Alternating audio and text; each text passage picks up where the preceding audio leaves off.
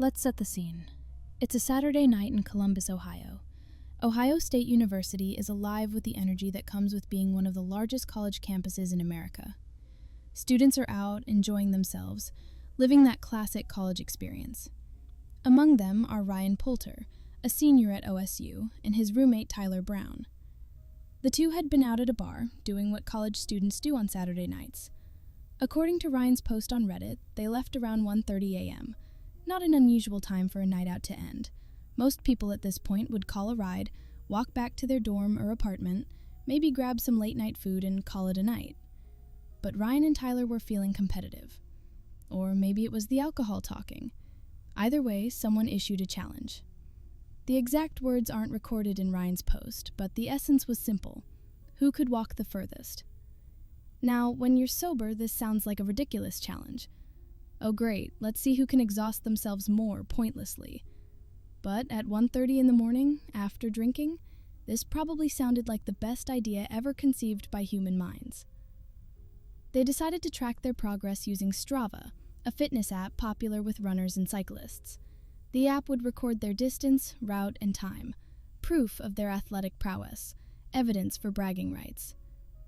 Or, as it would turn out, documentation of their descent into madness. So they started walking, 1:30 a.m. on a Saturday night, or technically Sunday morning, through Columbus, Ohio.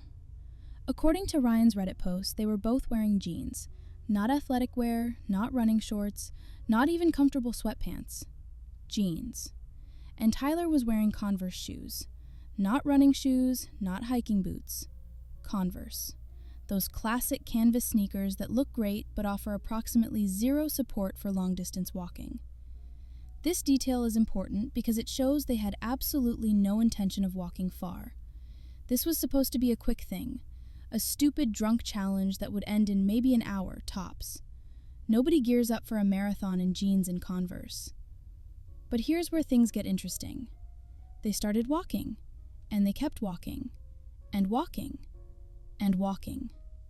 According to Ryan's post, at some point, the competitive spirit really kicked in. Neither wanted to be the first to quit. Neither wanted to give the other the satisfaction of victory. Ryan writes in his post, "We walked for about 8 hours and 23 minutes. 8 hours. Let that sink in. They left the bar at 1:30 a.m. and didn't stop until almost 10 in the morning. And it gets better. Or worse, depending on your perspective. About 2 hours into their walk, it started raining. Not a light drizzle, not a gentle spring shower. Ohio weather in November isn't known for being pleasant, and according to Ryan, it was pouring. They were soaked, walking in wet jeans, which anyone who's experienced this knows is absolutely miserable. The fabric gets heavy, it chafes, it clings to your legs. It's terrible. But they didn't stop. The challenge was still on. Neither one was going to be the quitter, because that would be so much worse than walking through a rainstorm in jeans for 8 hours, obviously. Ryan's post mentions that they didn't bring any water with them. Why would they? When you leave a bar at 1:30 a.m. for what you think will be a short walk, you don't pack supplies. You don't bring a hydration pack and energy gels. You certainly don't prepare for a marathon. But that's exactly what they ended up doing. Walking a marathon. Without water. In the rain. In jeans. In Converse shoes. This is the kind of thing that fitness experts would tell you is a spectacularly bad idea. Dehydration, blisters, muscle fatigue, the risk of hypothermia from being wet and cold for hours. Every part of this was medically inadvisable. According to various news reports about this story, the two students walked through multiple Columbus neighborhoods. They covered significant portions of the city, winding through streets, probably seeing parts of Columbus they'd never explored before, or at least never explored on foot, in the rain, at dawn. Ryan posted about this experience on Sunday, the day after it happened. He shared his Strava activity showing the full route, and the internet went absolutely wild. The post on Reddit's r/running subreddit exploded. By Wednesday, just 3 days later, it had over 62,000 upvotes and more than 1,800 comments. People couldn't believe what they were seeing. The Strava screenshot showed the complete route, winding through Columbus like a drunken spider's web. The distance? 26.2 miles, a full marathon. The time? 8 hours and 23 minutes. The elevation gain? Over 1,000 feet of hills. To put this in perspective, the average person walks at about 3 to 4 miles per hour. Ryan and Tyler averaged about 3.1 miles per hour, which actually isn't bad considering they were drunk, it was raining, they were wearing terrible shoes, and they walked for over 8 hours straight. Professional marathon runners complete 26.2 miles in around 2 to 3 hours. Elite runners do it even faster. But they're running, not walking.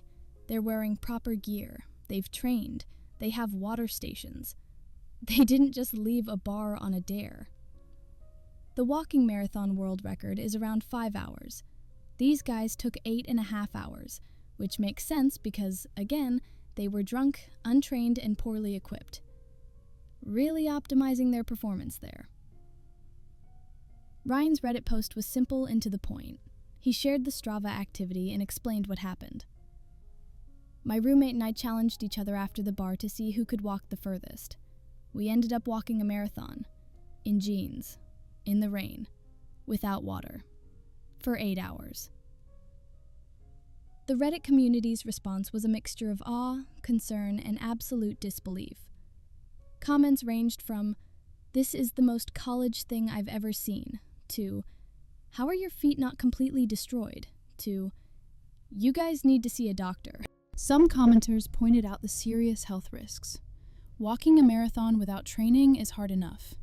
Doing it drunk, dehydrated, in wet clothes, in improper footwear? That's asking for injuries. Blisters, shin splints, muscle strains, dehydration, even potentially dangerous drops in body temperature from being wet for so long. Others were impressed by their determination. In a weird way, this was an athletic achievement. They walked further than most people could. They pushed through discomfort, exhaustion, and every rational voice in their heads telling them to stop.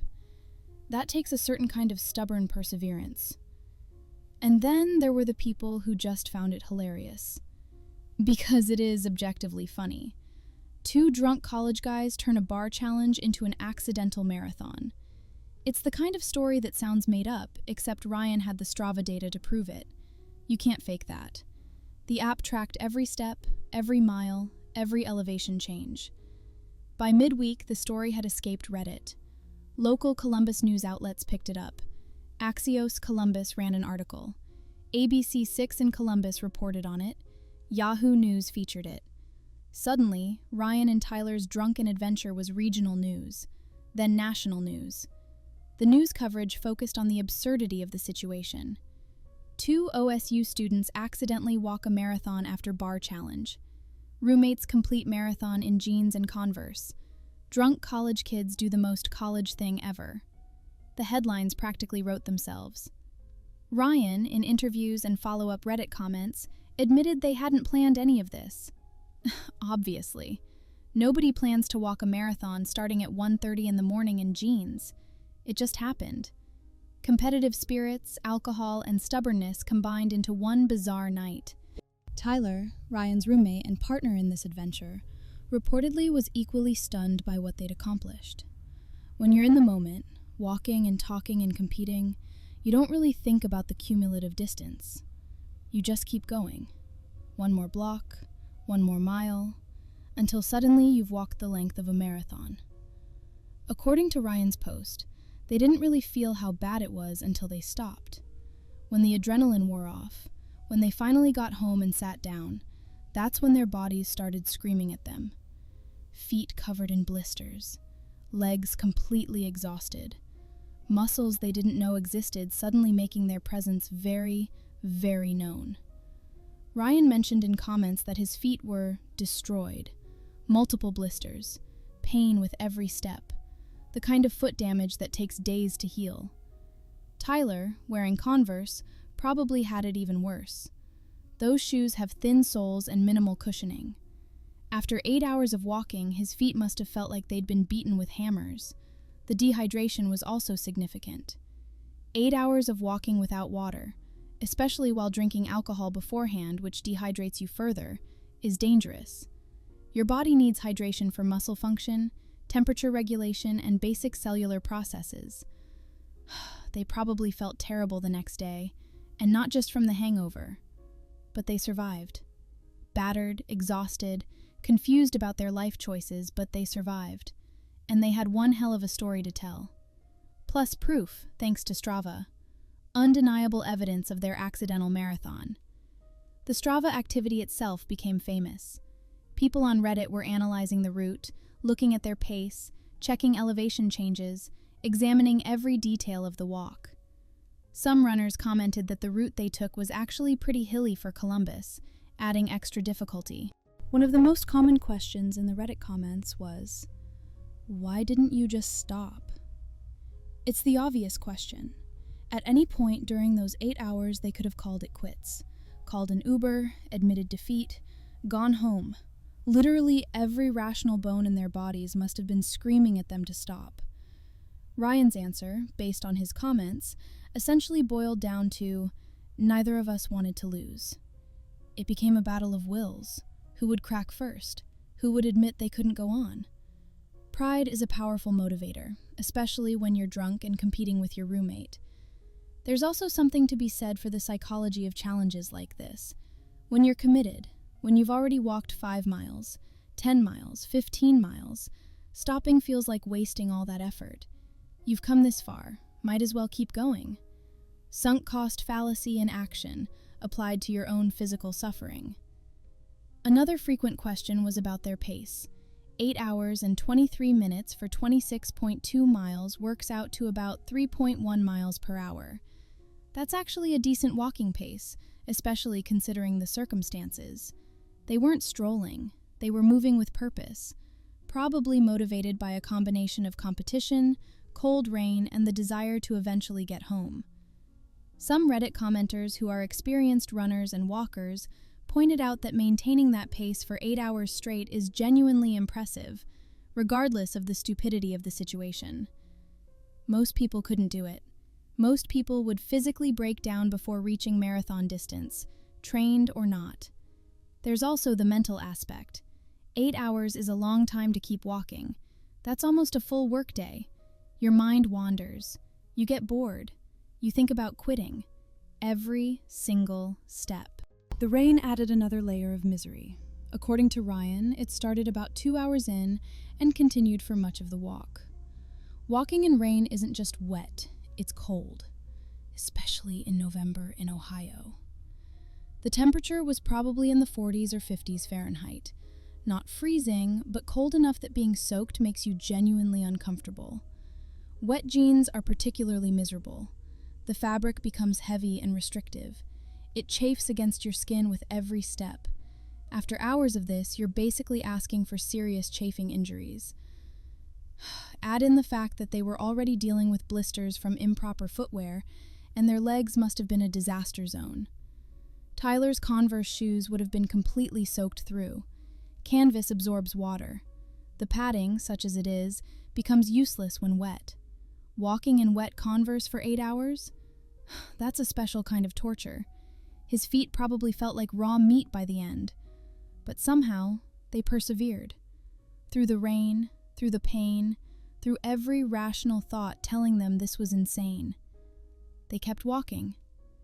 The route they took wound through various Columbus neighborhoods. Based on the Strava map shared in Ryan's post, they covered a significant portion of the city. Starting from wherever the bar was, likely near OSU's campus, they walked through residential areas, commercial districts, possibly along the Olentangy River Trail, through parts of Columbus most students probably never see on foot. There's something almost poetic about it in a way. 2 drunk college students accidentally touring their city at the most thorough level possible, on foot, for 8 hours, seeing Columbus in a way few people ever do. Suffering the entire time, yes, but seeing it nonetheless. When they finally finished, when they finally reached the marathon distance of 26.2 miles, the sense of accomplishment must have been incredible. Mixed with exhaustion, pain, regret, and probably confusion about what they'd just done, but still, they'd completed a marathon. Sort of. On accident. While drunk. in terrible conditions. Ryan shared his Strava activity on Reddit the next day, Sunday, probably while nursing a hangover and contemplating his destroyed feet. The post was simple, just the facts. Here's what we did, here's proof. We're idiots. Enjoy. And Reddit did enjoy. The post exploded. Thousands of upvotes, hundreds of comments, people sharing it across other subreddits. Within days, it had spread beyond Reddit to Twitter, Instagram, TikTok. Screenshots of the Strava activity were everywhere. The story was being retold by sports blogs, news outlets, social media influencers. Ohio State University students probably felt a mixture of pride and secondhand embarrassment. On one hand, these guys represented OSU in the news. On the other hand, they represented OSU by accidentally walking a marathon while drunk in jeans. That's very on brand for college culture, but maybe not the image the university wants to project. Local Columbus residents found it hilarious. People who knew the neighborhoods Ryan and Tyler walked through could follow their route and imagine these two drunk guys stumbling past their houses at 3 in the morning, 4 in the morning, 5 in the morning, still going, still competing, still refusing to quit. Some runners in the Reddit comments offered advice. Get proper shoes. Train if you're going to do long distances. Bring water. Don't drink before attempting athletic activities. You know, all the things Ryan and Tyler ignored completely. Others suggested they should actually train and run a proper marathon. After all, they'd already done the distance. With training, proper gear, and hydration, they could probably complete a real marathon in a decent time. Turn their drunken mistake into an actual athletic achievement. There's no word on whether Ryan or Tyler took this advice. Based on Ryan's comments, they were both too busy recovering from their accidental marathon to think about voluntarily doing another one, which is entirely understandable. The story also sparked discussions about the dangers of alcohol-fueled challenges. While this particular challenge ended relatively okay, just some blisters and sore muscles, it could have been much worse. Hypothermia from being wet and cold for hours, serious dehydration, injuries from falling or stumbling, getting lost in unfamiliar parts of the city at night. College culture is full of these kinds of challenges. Stupid dares, competitions, tests of endurance or courage or foolishness. Most of them are harmless. Some are dangerous. This one fell somewhere in between. Physically punishing, but not immediately life-threatening. Though it probably felt life-threatening around hour 6. The media coverage of the story was generally lighthearted. Nobody was hurt. It was funny. 2 college kids doing something ridiculous and living to tell about it. The perfect feel-good story with a touch of kids these days head-shaking from older generations. The kind of story that makes you laugh and think, yeah, I could see myself doing something that stupid at that age. Ryan, for his part, seemed to take the viral attention in stride. He did interviews with local news. He engaged with comments on Reddit. He owned the absurdity of what they'd done. No point in being embarrassed. The Strava data was public. The whole internet knew. The story became part of Ohio State lore. One of those tales that gets passed down through student generations. Remember when those guys accidentally walked a marathon after the bar? That actually happened. Here's the Strava proof. It's immortalized on the internet forever. There's also a lesson buried in here about the power of competition and human stubbornness. When challenged, when our ego is on the line, humans can accomplish remarkable things. Maybe not smart things, maybe not well-planned things, but remarkable nonetheless. Ryan and Tyler proved that with enough competitive spirit and refusal to admit defeat, you can walk a marathon in jeans and Converse, in the rain, drunk, without water. Should you do this? Absolutely not. Medical professionals would strongly advise against every single aspect of this adventure. But could you do it? Apparently yes, if you're stubborn enough and competitive enough, and perhaps a little too drunk to think clearly. The Strava activity remains online, a digital monument to their achievement/terrible decision-making. People still comment on Ryan's Reddit post months later. The story gets retold in running communities, college communities, and anywhere people gather to share tales of athletic absurdity. Did Ryan and Tyler regret it? Based on comments, yes and no. Yes, in the sense that they were in pain for days afterward. No, in the sense that they have an incredible story that will follow them for the rest of their lives. At parties, at reunions, whenever someone asks, "What's the craziest thing you've done?" they have an answer. And proof. Their feet eventually healed. The blisters went away. The muscles recovered. The memory of walking through Columbus for 8 hours in the rain, however, probably stays with you forever. So what can we learn from Ryan and Tyler's accidental marathon? First, obviously, don't do this. Don't accept drunken walking challenges that turn into marathons. Don't walk for 8 hours without water. Don't attempt endurance activities in jeans and Converse. These all seem like common sense, but apparently they need to be stated. Second, modern technology creates permanent records of our stupidity. 20 years ago, Ryan and Tyler could have walked this marathon and only they would know. Maybe they'd tell friends, maybe people would believe them, maybe not. But now? Strava recorded everything. The internet archived it. Their drunken adventure is preserved for all time, with GPS coordinates and pace data and elevation charts.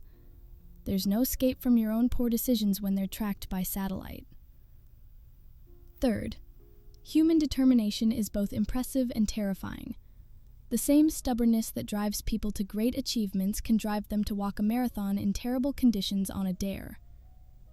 We're capable of pushing our bodies far beyond comfort, far beyond reason, simply because we refuse to quit. That's simultaneously inspiring and concerning.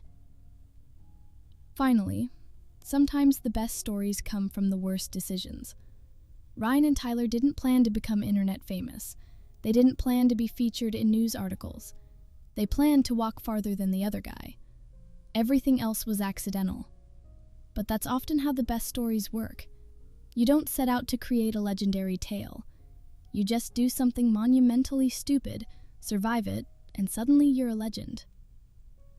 As of the last updates, both Ryan and Tyler had recovered fully. No lasting injuries, just a viral Reddit post, thousands of upvotes, news coverage, and the eternal knowledge that they once walked a marathon by accident. In jeans. In the rain. Because neither would admit defeat to the other. And honestly, that's the most college thing imaginable. Taking a simple challenge and escalating it far beyond any reasonable stopping point. Committing fully to something objectively stupid because backing down isn't an option. Suffering through hours of discomfort for no reward except the satisfaction of not losing to your roommate. Somewhere in Columbus, Ohio, there's a route winding through the city streets, 26.2 miles long, walked one November night by 2 drunk college students who refused to quit. It's not marked. There's no plaque. But if you have Strava, you can see it. A testament to human stubbornness, bad decision-making, and the kind of determination that makes you question whether humans are brilliant or insane. Probably both.